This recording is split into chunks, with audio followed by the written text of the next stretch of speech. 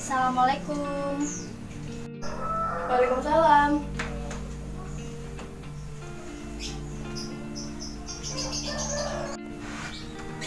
Silakan masuk, Mbak.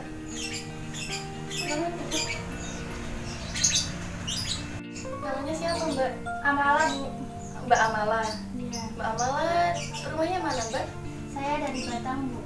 Rumahnya Batam. Iya. Sudah kenal saya sebelumnya? Sudah kenal. Oh ya, alhamdulillah ya Mbak, kalau sudah kenal. Mbak Amala dari rumah atau dari kampus atau dari mana?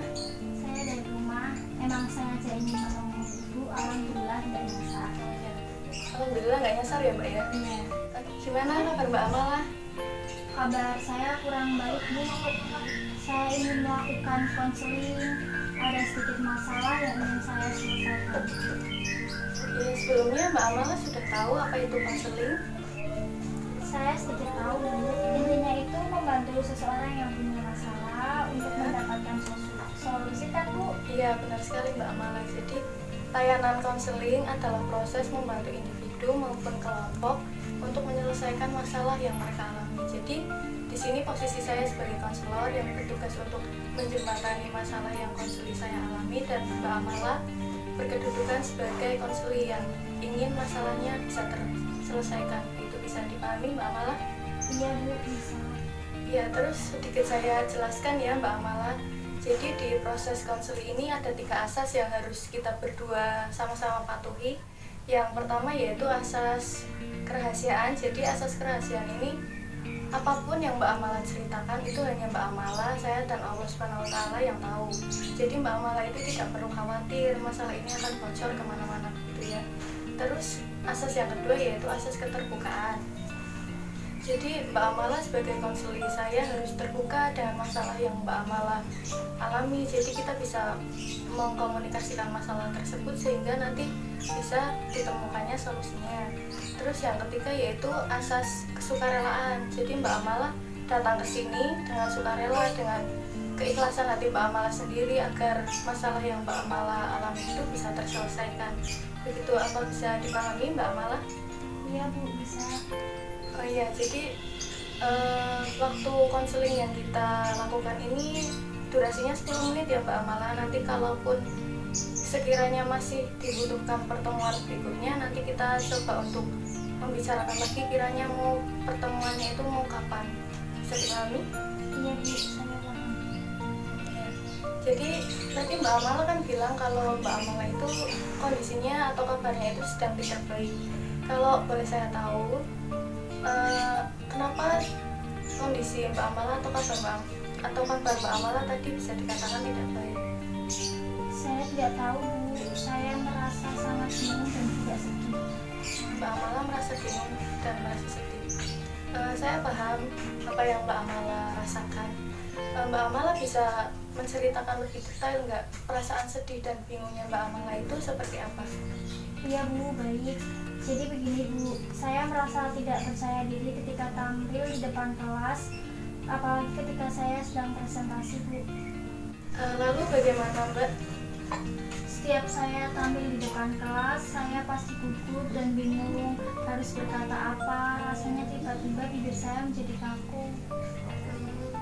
Bisakah Mbak Amala ceritakan lebih detail lagi perasaan tidak percaya diri Mbak Amala itu seperti apa Mbak? Saya merasa gemetar ketika tampil di depan kelas. Saya juga merasa tidak percaya diri saat akan menjawab pertanyaan dari dosen, Bu. Padahal saya hanya menjawabnya dari tempat duduk, tetapi saya tetap merasa gugup dan gemetar. Ini yang menyebabkan saya jarang bicara dan berpendapat ketika dosen mengajar di kelas. Jadi Mbak Amala jarang berbicara dan hanya cenderung diam karena kurang percaya diri ketika berbicara di depan kelas, apalagi kalau dosennya sampai bertanya kepada Mbak Amala, begitu ya Mbak Amala? Iya, Bu, begitu. yang Mbak Amala lakukan ketika Mbak Amala tidak merasa percaya diri di kelas? Saya hanya diam daripada saya malu karena saya gugup dan gemetar. Apakah dengan cara demikian Mbak Amala merasa nyaman? Tidak Bu, saya terus berpikir.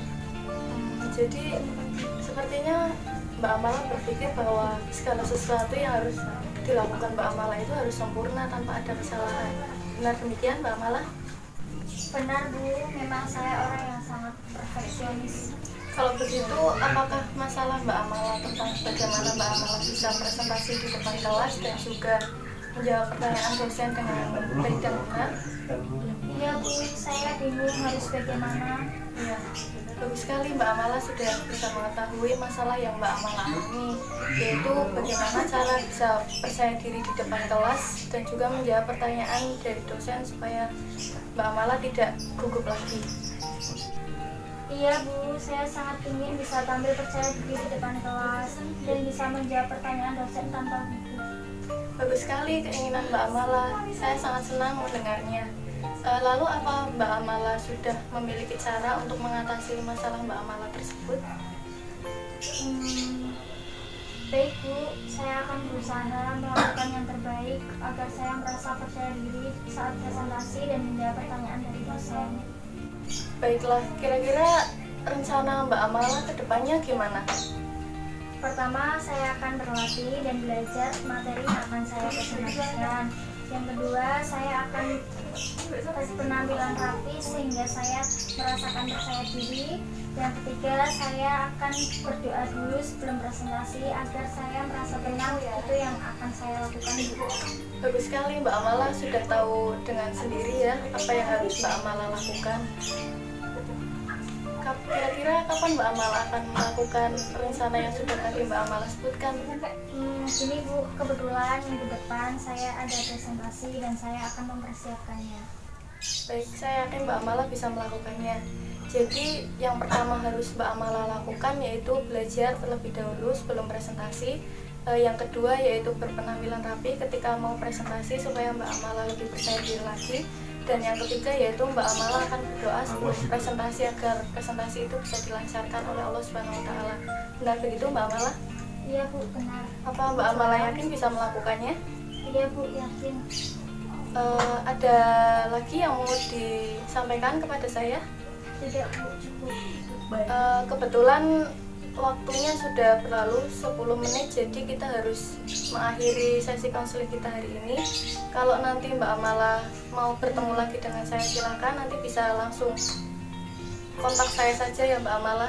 Iya Bu, mungkin minggu depan saya kesini lagi.